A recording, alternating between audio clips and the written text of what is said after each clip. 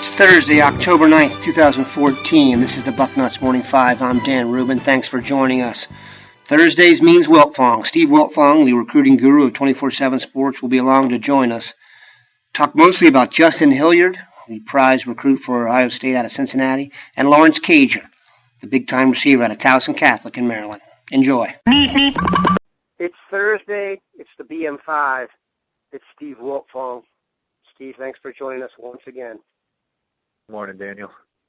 I, like many others, flipped on the computer recently to see a headline penned by yourself that surprised me.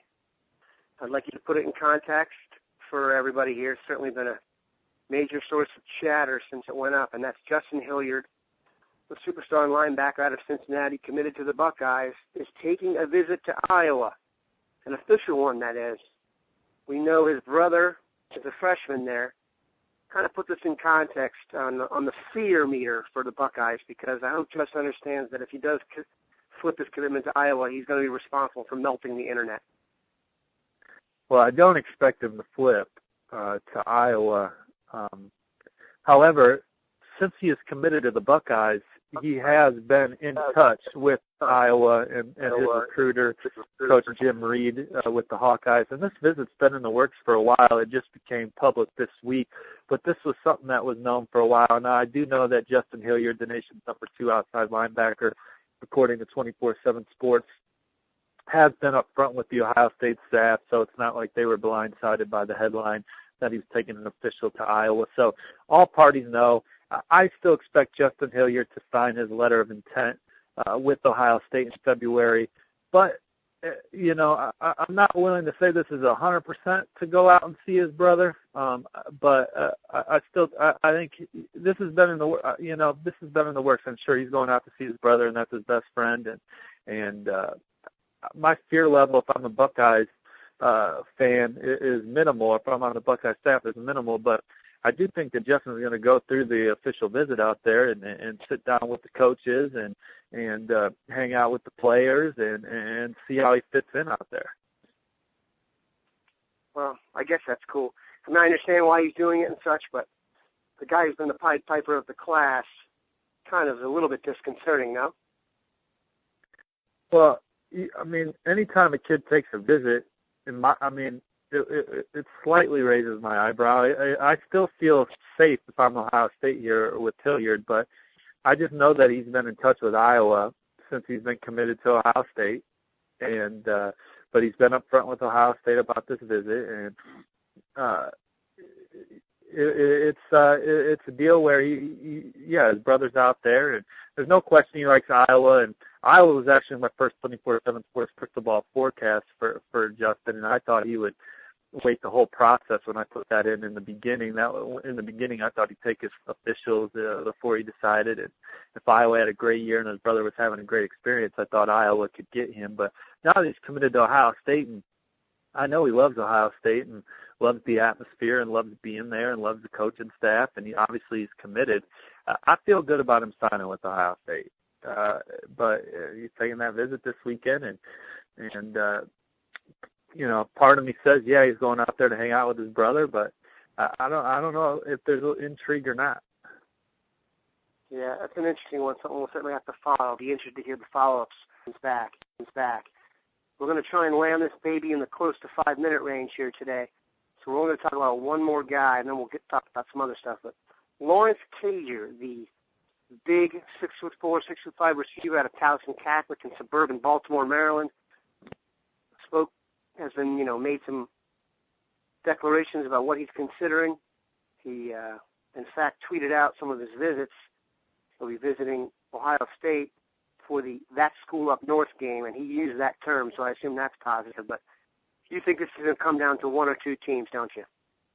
Yeah, 2 teams. Talking to sources close to Lawrence, his coaches, I think that it's an Ohio State-Alabama battle. He's visiting Ohio State for the Michigan game at the end of November, Thanksgiving weekend, and then he'll be at Alabama a couple weeks later checking out the Crimson Tide and the U.S. Army All-American, the nation's number 17 receiver, according to 24/7 Sports. We'll decide after that, and right now I feel really good about my 24/7 Sports crystal ball to Ohio State. That was the offer he wanted most. He went to Friday Night Lights and earned it. He has always enjoyed his time in Columbus. The Ohio State staff has done a great job recruiting him, but you can't sleep on Alabama, and they've countless times have pulled in a prospect that was perceived to be headed elsewhere, perceived to have a leader of another school. Alabama has as good a track record of anyone as flipping a kid away from his favorite in one shot. So that Alabama visit will certainly be something to monitor, but right now still really like Ohio State and where Lawrence stands with the Buckeyes. And he has visited Alabama, so I'm saying that with him having had an opportunity to visit both places. Yeah, I'm feeling more positive about that. I don't know if I'm making too much out of that team up north comment, but he's certainly catching the vibe if he's saying that. Okay, off recruiting a little bit. Certainly at Ohio State, the main topic these days has been the play of J.T. Barrett, the redshirt freshman quarterback who's come in for Braxton Miller.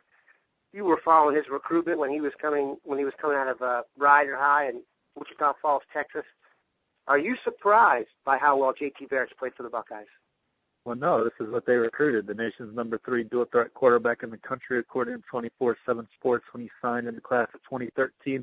And the Ohio State coaching staff made the tough decision to take J.T. Barrett over in-state standout Mitch Trubisky, who had a monster senior year up at Mentor. But you see J.T. Barrett growing as he gets more experience. And I know he lost a tough game early in his career, earlier this year, a night game against the Virginia Tech defense that was ready to play against the Buckeyes that night. But you see J.T. Barrett getting better each week, a credit to Coach Meyer, Coach Herman, and the staff of developing him week to week. And I think as the season continues, you're going to see J.T.